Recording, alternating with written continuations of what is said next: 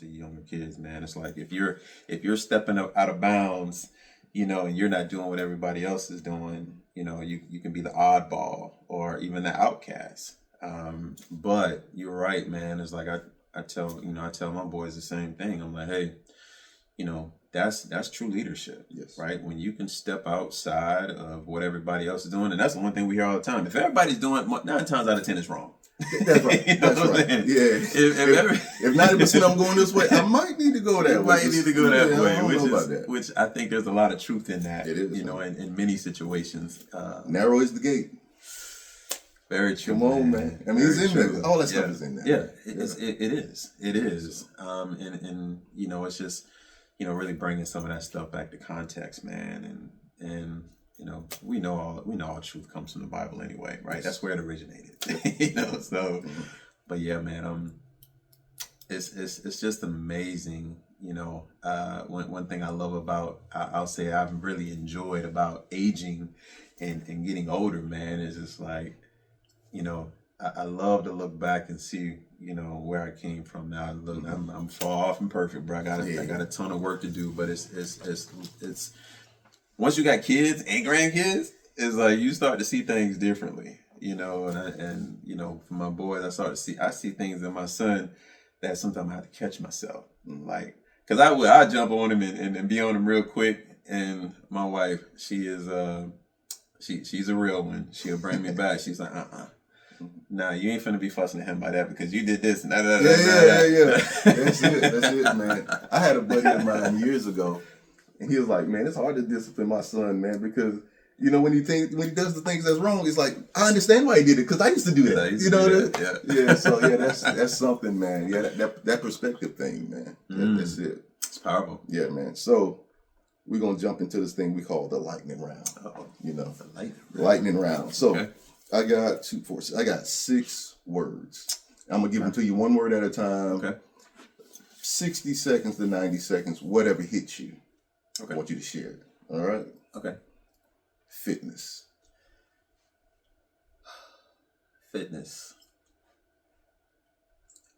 Essential part of life. Yeah. It's essential, man. I'm big on nutrition, but I think they go hand in hand. Yes. I believe that it's that, we can have a lot of things going right, man, but, understanding and moving our body, and even if it's just walking, what I mean? Simple stuff. But I also say, man, fitness of the mind. That's another one that really hits me, man. The older I get, and when I'm starting to find a lot of my limitations, I can't dunk on nobody no more, and I ain't the fastest guy on the court no more. But what I've learned to have to do, is I can be smarter about how I play, and just be, really, really focus on building this muscle too, man. So I read more now than I ever read in my life, man. Like I'm literally, I read a couple books a month, and strong. But it's like now I'm so addicted to it, man. It's like I feel like, I want to learn. I want to be a continuous learner, all the time. So, man, fitness of the body, fitness in the mind. I mean, I think that's what comes to me. I love that, man. I love that. All right, next one. Family. Wow. Man, family is. I think family, next to God, man, then there's family.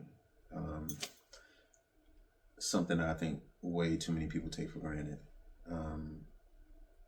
What I've come to realize, man, is, one of the things we can, I constantly hear people, man, I have brothers that I work with, and people like, man, I don't even want to go home, man, I'm like, you don't want to go home? Like, what you mean you don't want to go home? Like, why wouldn't you want to go home? Like, and they trying to avoid their wife, man. They trying to avoid their wife. I don't feel like dealing with these kids. And to me, man, it's just like, I think that's so sad. It's upside down. It's upside down. Like, when I was working a full-time job, man, I couldn't wait to get home. Like, I'm like, whew, I'm gonna leave this foolishness. let me get home to my wife and get home to my son or whatever, man. You know, I know we're gonna do something, man. We're gonna have dinner together. We're gonna play some games together. You know, we might do a devotional or something together, man. And you know, that's my rock, man. They keep me going. They motivate me for all the stuff that I do. Like, you know, that's my motivation. You know, it's my family, man. You know, that's something that, you know, I value, you know, so much, you know, because I also understand how much God values it.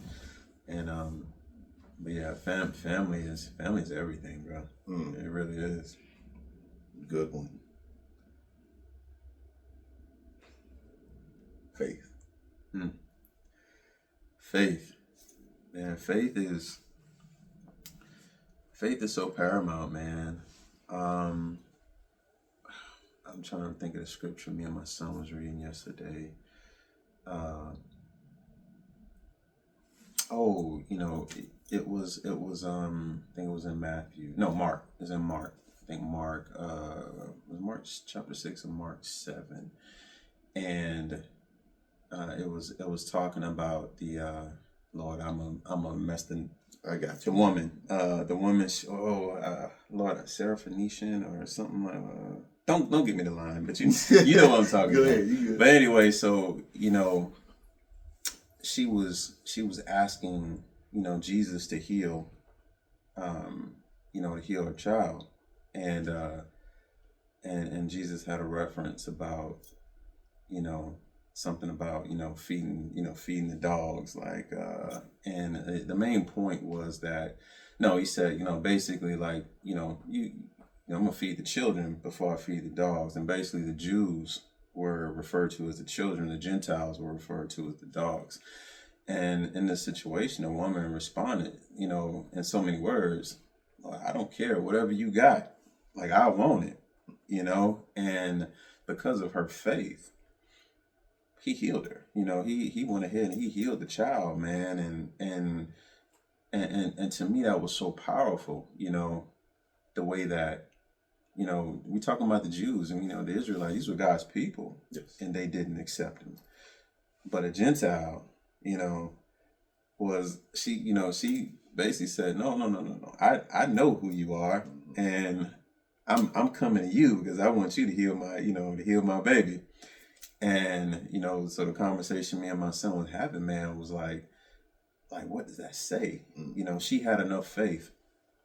Like, you know, how humble was she in this situation? Like, look, I believe, like, I'm coming to you because I know. But it just really, what that did was it drove me to understand, like if we don't have faith, in God, then we don't have faith in anything. Like it's not possible. It's not possible. So if I don't have faith in my Creator and the God that, you know, and Jesus who gave his life, you know, for me, for all of us, you know, so that we don't, you know, live in eternal damnation, like how can I have faith in anything else? You know? And so me and him, man, we sat there and we kind of wrestled on this thing for a minute, man, and it just really brought it home, man. I'm like, man, like how can I have faith in anything else if I don't have faith in God? You know? So it is, and you know, my son's smart, man. I mean, he got it, you know. And I said, listen, I don't care what it is, man. Like, if you have nothing else, man, don't lose your faith, you know, because that drives everything that we do. You know what I'm saying? It drives, you know, our entire life and our existence, man. You know, to have faith in the one, you know what I'm saying, that gave us life. Yes. You know, that sustains us at all things. You know, so. Faith, that's a big one, bro. Yeah, man. And I'm gonna skip one because you've already given an answer for it. So I'm gonna go to purpose. Purpose. You know, that's and I love you said that, man. You know how many people, including myself, that wrestle like for their whole lives trying to figure out what their purpose is.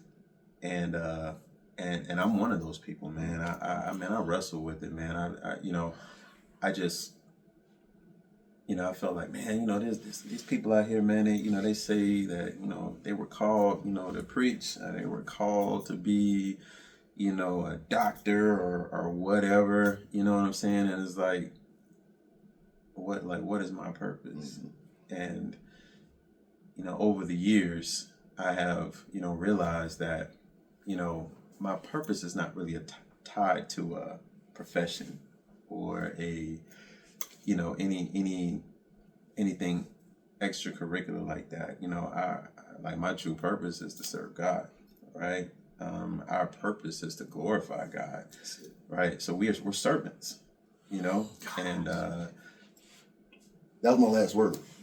Oh, servant. But it bleeds together, man. You good? You right on, man. I mean, that's what we are. Yes. At the very. That's what we're supposed to be. That's what we're supposed to be. Yeah. The greatest of all would be the servant.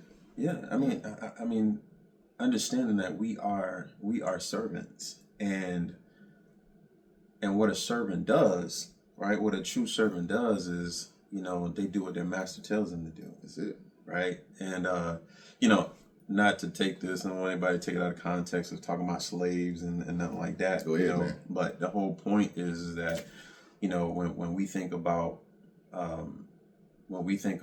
what a servant is called to do, a servant doesn't tell the master what they're gonna do. The servant does what the master tells them to do, right? The servant follows the master's lead, right? And it's not like I'm not necessarily going out and recreating the wheel and trying to figure out this, how we were talking about, I want to go out and change the world, right? God had other plans for me, and he showed me, he's like, yeah, you want to change the world, but I want you to focus on a part of the world. Yeah. So let's come in. Let's do what you can do today. Do what you can do today, yeah. Right?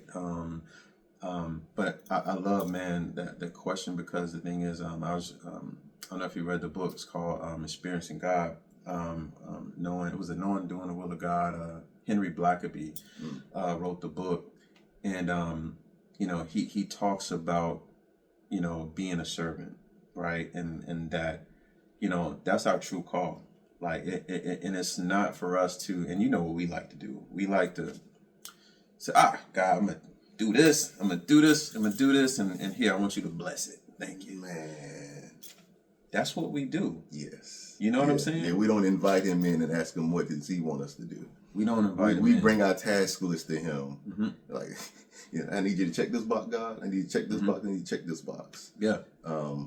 Yeah, but we're supposed to invite him in to see what his will is. Exactly. It's collaboration. That's what it is. Yeah. Because what I found, man, is and man, it's powerful, bro. To the point where I've seen how things have been working in my life lately because of one of the questions in the book. It asks, where is God already working? And wherever he's already working, because he's already working where he wants us. Wherever God is working, then God will invite us to join him in his work. And sometimes that ain't the way it don't look the way we think it should, right? Quite often. Very often, right? It doesn't look like what we thought it would look like, or what we expected it to, or what we aspired it to look like. Because, we like to force God's hand. Yes. But the thing is that, if we don't submit, right? And that's what a servant does. Servant submits. You're throwing out some heavy terminology right now, man. I'm telling you, bro, this is just what I've learned. Yes. You know what I'm saying? You can't serve if you don't submit, right? You ain't serving nobody but yourself, right? That alignment thing. That alignment thing. Yeah. Yeah. So, once we understand the true premise of a servant, and that, we have a master that we serve, right? And we're not put here to serve ourselves, right? But when we're serving the Father, man, a part of that is serving his people, right? A big part of it. You know what I'm saying? Yeah, your purpose have people attached to it. Yeah. And by you serving your purpose, that's going to glorify God. Absolutely, man. So. Absolutely. So that's, Man, I mean, it's when I tell you, man, you know, God has revealed so much to me, and I'm gonna say this just in the past 3 months. So I left my job January 31st was my last day, and bro, from that point all the way up to now, man, it's just like I told you, I have a little injury, so I couldn't hoop, couldn't play ball, man. I've been pretty much kind of, you know, even low key depressed at times. I'm like, man, this is crazy. But in the midst of that, man, you know, I told my wife, I said, there's really no explanation of why my knee hurts because the doctor said ain't nothing wrong with it. But what I did in the midst of it, I really felt God calling me. He's like, I need you to chill with me. I need you to come spend some time with me. You know, let's commune. Come on. Yeah. You know, and in the time that I've done that, man, it's like, man, God has shown me some things, bro, that's been, I'll say, even scary good. Yeah. But man, it's I've been doing my best too. I ain't perfect. You know, do I do it right every day? No, I don't, man. But I've been really focused on really trying to be a better servant, man. Yeah. Well, it's what you habitually do. What are you doing consistently? Are you doing things that draw yourself closer to him, or put more distance in between? Yeah. Because I mean, we all fall short. I mean, like, dude, we some flawed human beings up in this piece. You know what I'm saying? Like, flawed anonymous. You know what I mean? Flawed to the 10th degree. I'm not just a member. I'm the president. You know what I mean? So, I'm telling you. But yeah, that's His grace, man. That's why His grace and His mercy so beautiful. Because you can't earn it. Where would we be without it? Exactly. That's right. Man. Powerful, man. Man, this thing made a right turn. I ain't say left turn. It made a right turn, and we went deep real fast, man. Oh man, this is good stuff, man. You some real thought provoking stuff. Yeah, this gonna help some people, man. It's absolutely gonna help some people. It's funny, man. So I watch some podcasts, and they're typically believers who are content creators. Yeah. And this one guy was saying how we just don't talk enough. Yeah. He said in the midst of a conversation, you will hear your genius flow out, because afterwards you'd be like, man, that's a good idea. Yeah. It's like, I didn't even know that. Yeah. You know, but we just don't open up to have enough conversations. True. So, you know, having a platform where, you know, you can have these conversations and that inner genius be exposed or be revealed, so to speak, man. It's a powerful thing. That is because it's like, dude, just you asking me these questions, you know, some of these questions is like, you know, people don't ask you this kind of questions every day. you know, typically I can't say that I'm in a conversation like that every day, but no, I think that the more engaged that we are, you know, and I think we were talking about, you know, society now, man, it's like we're drawing farther apart than growing together. And I think we need to kind of, you know, really stop paying attention to what's going on in society, man, and get back to what, you know, to where we are having some of these conversations, where we're being more vulnerable, right? We're opening ourselves up, especially as men. Yes. Because how can I expect my kids, you know, my grandkids, to understand how important it is to be vulnerable if I'm trying to hold on to everything and hide everything and not be vulnerable to a point where, you know, my son can learn from me, right? I mean, because if I don't do it, guess what? It's gonna be the same thing, you know? Like, I love my dad, I miss him dearly, but man, I can, you know, it wasn't a whole lot of times in life, man, where my dad would really open up to me, right? It had to be something real bad going on, you know, for my dad to really open up and let me inside and let me know what was going on. And that didn't really happen, man. You know, it was like toward the end of his life, you know what I'm saying, to where we started having some conversations that we had never had before, you know, so yeah, man, I think we really have to promote it. We gotta make it a cool thing again. You know what I'm saying?